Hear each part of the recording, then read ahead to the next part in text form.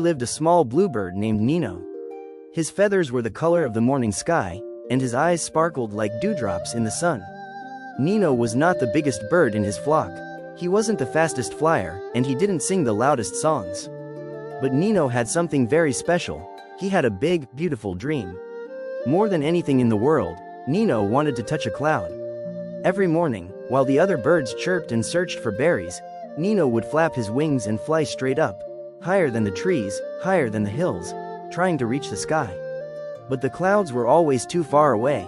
Each time he came back down, out of breath and feathers ruffled, the older birds would smile and say kindly, "Why do you keep flying so high, little one? You're already a wonderful flyer."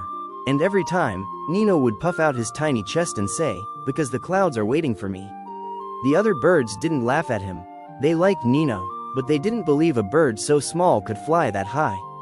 Still, Nino practiced every day. He flew during sunrise, when the wind was soft and golden. He flew at noon, when the sky was bright and clear. And he flew at dusk, when the clouds turned pink and orange like cotton candy. One evening, after a long day of flying and dreaming, Nino sat on his favorite branch and looked up. The stars were beginning to peek out, and the clouds floated gently in the moonlight. Then, suddenly, he saw something different. One of the clouds was drifting lower than usual. Much lower. It looked fluffier and whiter than the rest, and it shimmered faintly as it floated right above the tallest tree. Nino's heart thumped with excitement. "This is it," he whispered. "This is my chance." He leapt from his branch and soared into the sky. The wind brushed past him. His wings fluttered faster than ever.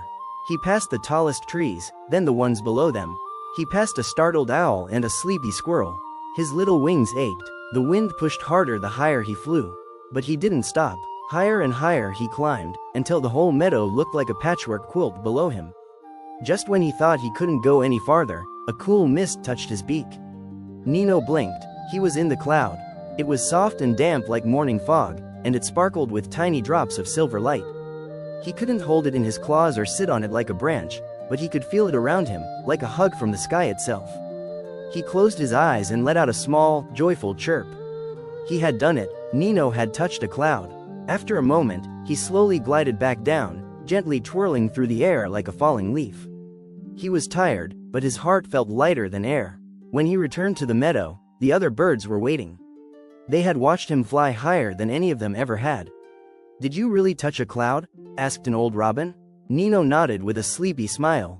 "I did, just for a moment, but that moment was enough." From that day on, something changed in the meadow. Young birds began flying higher. Some tried to touch the clouds. Some just wanted to see what Nino had seen.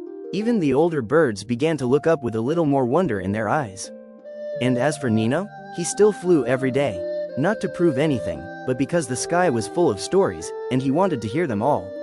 Whenever a bird felt unsure or too small to chase a big dream, someone would always say, "Remember Nino? He touched the clouds, so maybe we can too." And somewhere above that peaceful meadow, a tiny bluebird kept flying, dreaming, and reminding everyone that sometimes, a small bird can do the most magical things.